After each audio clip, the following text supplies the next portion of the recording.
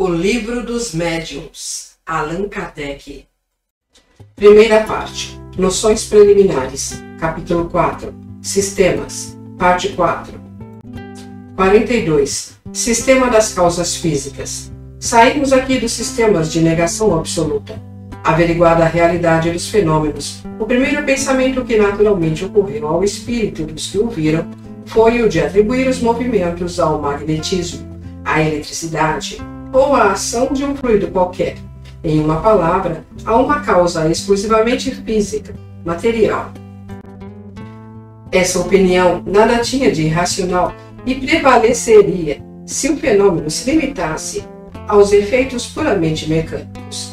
Uma circunstância parecia mesmo corroborá-la. Era, em alguns casos, o aumento da potência na razão do número de pessoas presentes, pois cada uma delas podia ser considerada como elemento de uma pilha elétrica humana.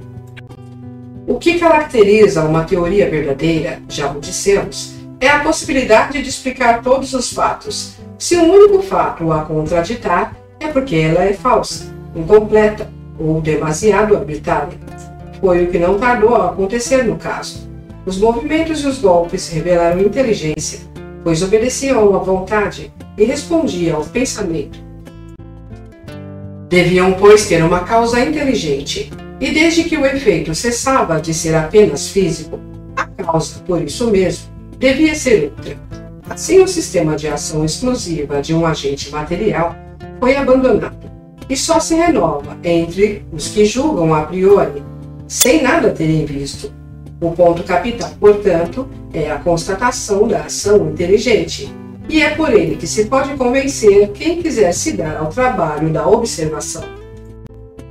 43. Sistema do reflexo.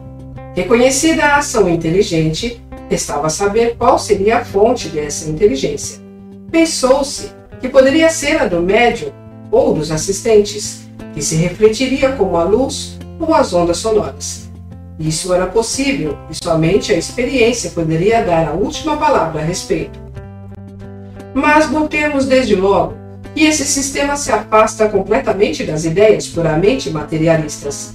Para a inteligência dos assistentes poder reproduzir-se de maneira indireta, seria necessário admitir a existência no homem de um princípio independente do organismo.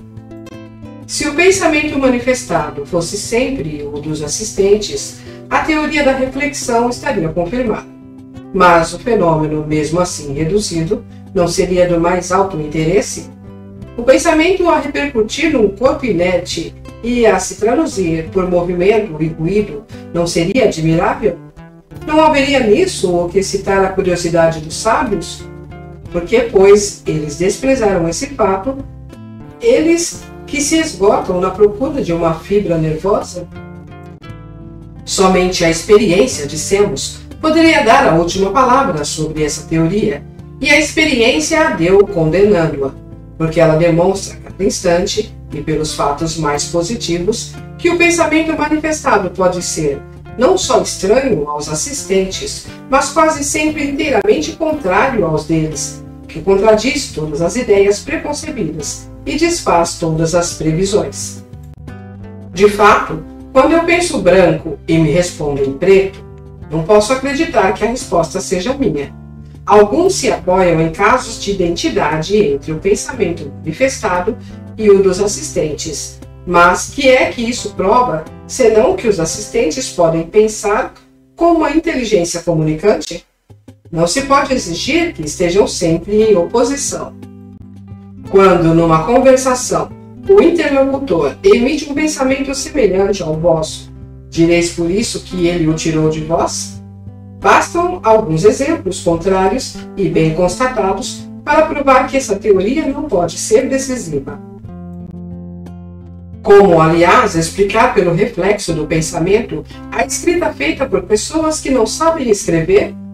As respostas do mais elevado alcance filosófico, obtidas através de pessoas iletradas, e aquelas dadas a perguntas mentais ou formuladas numa língua desconhecida do médium, e mil outros fatos que não podem deixar dúvida quanto à independência da inteligência manifestante? A opinião contrária só pode resultar de uma deficiência de observação. Se a presença de uma inteligência estranha é moralmente provada pela natureza das respostas, materialmente o é pelo fenômeno da escrita direta, ou seja, da escrita feita espontaneamente, sem caneta nem lápis, sem contato e apesar de todas as precauções tomadas para evitar qualquer ardil. O caráter inteligente do fenômeno não poderia ser posto em dúvida. Logo, há mais do que uma simples ação fluídica. Além disso, a espontaneidade do pensamento manifestado, independente de toda a expectativa e de qualquer questão formulada, não permite que se possa torná-lo como um reflexo dos que pensam os assistentes. O sistema do reflexo é muito desagradável em certos casos, quando, por exemplo, numa reunião de pessoas sérias, ocorre uma comunicação de revoltante grosseria. Atribuí-la a um dos assistentes seria cometer uma grave indelicadeza, e é provável que todos se apressassem em repudiar. Ver o Livro dos Espíritos, parágrafo 16 da introdução.